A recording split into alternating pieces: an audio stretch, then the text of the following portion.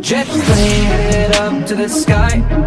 Spread wings and the clouds getting high. We ain't hit a rave in a while, so take me back to London.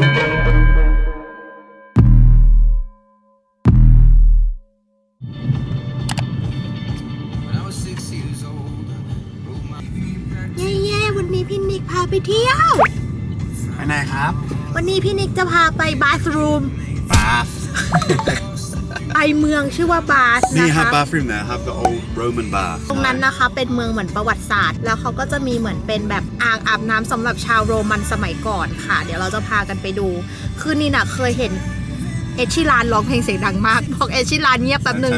คือเมืองนั้นอาจจะเป็นเมืองแบบโบราณจริงๆทุกคนแล้วทุกอย่างก็คือยังจะแบบเป็นสถาปัตยกรรมเก่าๆหมดเลยนะคะโรแมนติกมากๆ and everything is like it's very small bath so you can just like walk check around into the hotel and then we can just go walking around see all the old historical buildings see the Roman baths and then after we can like do like cafe hopping or whatever we want to do go to the park chill จากบ้านพี่นิกไปประมาณ2ชั่วโมง and then in the evening like there's loads of like cool little bars and we can go for dinner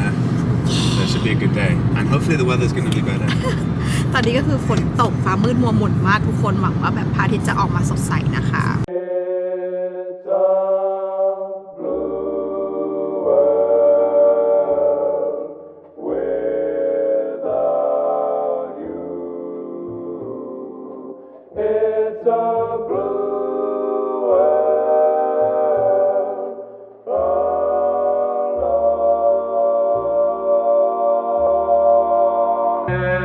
Another day in the ghetto.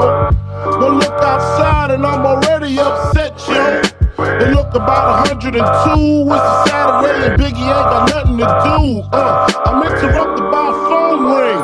Sometimes I wish I never got the motherfucking thing. Hello, can I speak to Biggie? Yo, who this? Tanisha, yo, call back, I'm busy. Why don't you hit me on the box a little later? Washed up, got dressed, hits the elevator. ทุกคนนี่คือลูกเบอร์รี่อยู่ข้างทางแล้วเราก็คือเด็ดกินได้เลยนิกบอกโอ้ยไม่เคยเห็นเราถึงที่เมืองบาธกันแล้วค่ะทุกคนตอนนี้กำลังจะเดินจากโรงแรมนะคะเข้าไปในเมืองเดินแบบใกล้ๆเนาะ18นาทีฟังแล้วอาจตกใจว่าถ้าสมมติเดินอยู่ในประเทศไทย18นาทีคือดูเหมือนไกลนะคะแต่ว่าจริงๆที่เนี่ยมันเดินชิลๆเพลินๆไงอากาศมันเย็นๆ18นาทีก็คือชิลมากนะคะเมืองนี้เงียบมากเหมือนไม่มีคนอยู่ทุกคนอยากจะบอกว่าตอนนี้ฝนมันพรำฝนตกเลยแหละไม่ใช่ฝนพรำแต่คนที่นี่ก็คือแบบเดินชิลเหมือนแบบเฉยๆฝนตกอะไรไม่สนใจแต่คือถ้าเป็นคนไทยฝนตกขนาดนี้มึงต้องวิ่งหลบฝนแล้วนะแต่นี้ทุกคนก็แบบจิบกาแฟเดินชิลฉันไม่เข้าใจคนเมืองนี้เลยเธอ Now I don't have hoodie you want mine? That was so fun you sure? oh I'm gonna be nice and dry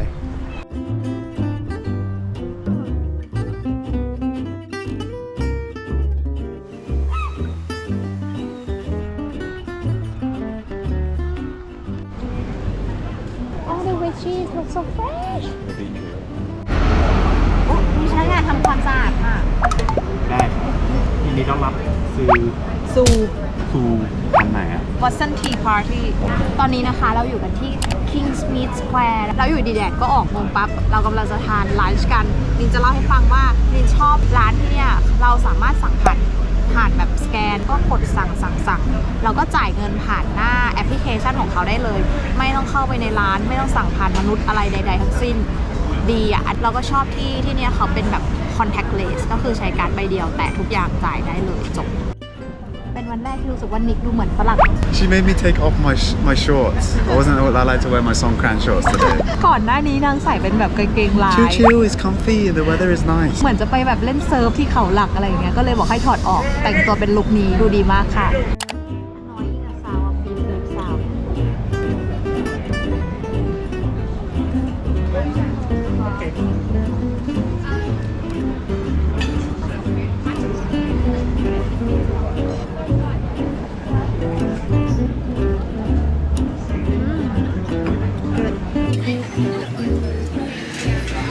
like sauce with pizza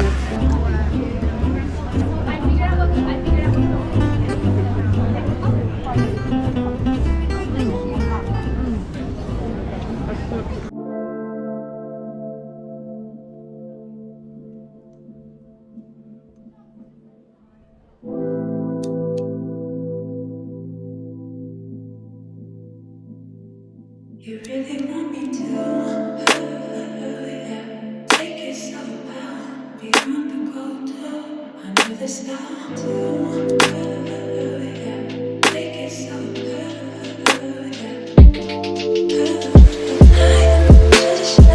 just a shot to the working with tradition. You really want me to ทุกคนพวกตึกสถาปัตยกรรมในเมืองบาสนะคะเขาจะถูกควบคุมหมดเลยนะโดยรัฐบาลว่าไม่ให้สร้างตึกหรือสิ่งแปลกปลอมที่แบบเหนือเขาเรียกอะไรนะนอกเหนือรูปแบบหรือสไตล์ของเมืองบาสให้อยู่ในมูดแอนด์โทนเดียวกันให้เป็นรูปแบบเดียวกัน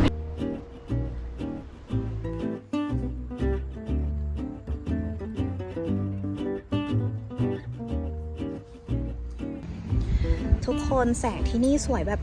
คงมากๆตอนนี้เราอยู่กันที่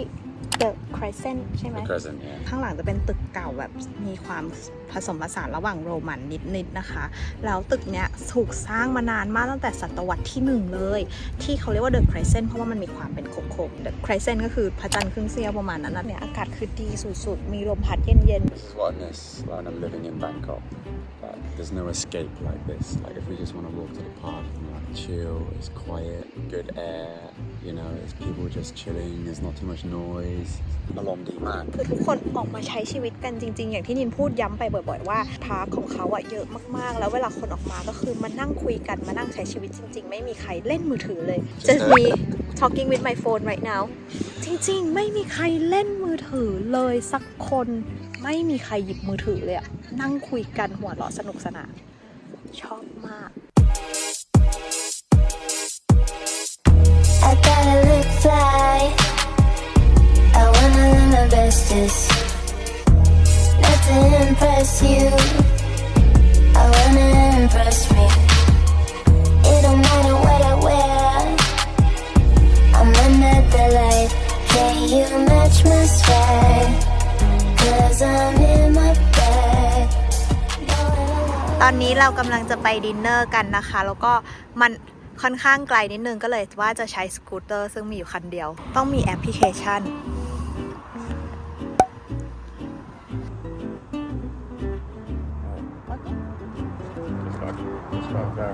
คนโหลดแอปแล้วอะต้องมีใบขับขี่ด้วย Take a safety quiz. Oh my god. Is it okay to ride a scooter under the influence of alcohol or drugs? Yeah. What do I have to do? This is it.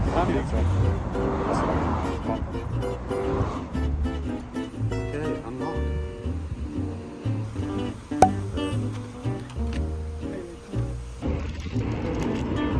ไปไหนนะลูกสนุกไหม I pee on my van now จริงเหรอ It's down on the heel as จริงเหรอ well ทุกคนดูว่าเสียวแค่ไหนมือยังสั่นอยู่เลย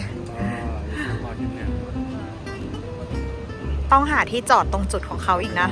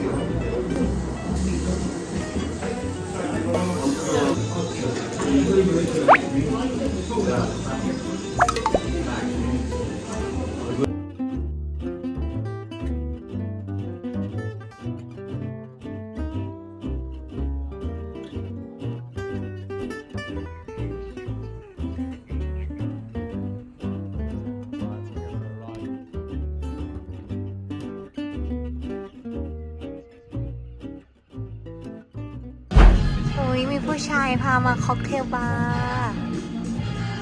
Cocktail bar กินเบียร์ We have Blackberries, the other bar sort of on the other side, chat whiskey. Yeah. Where's the best kind of area just for like bar?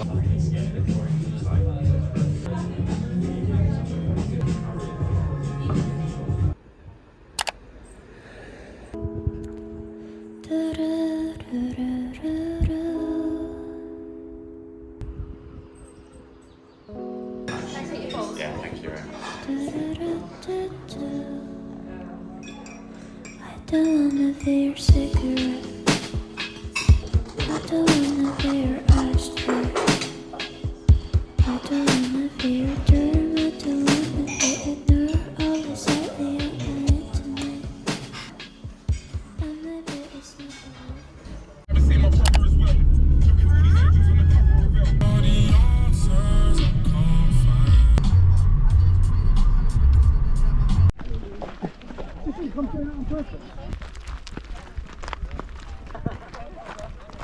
The one to think about when we walk up. Yeah.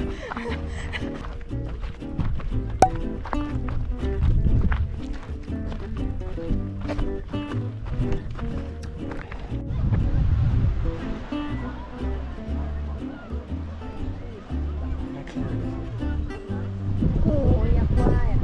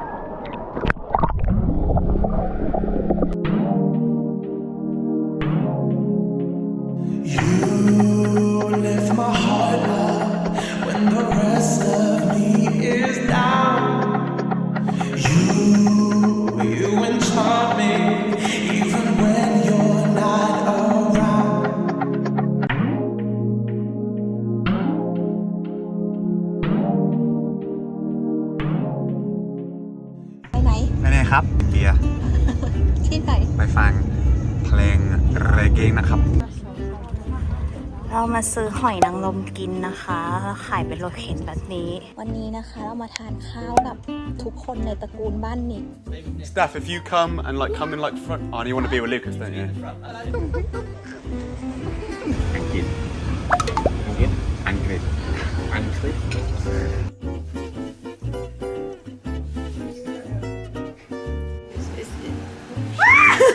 ษ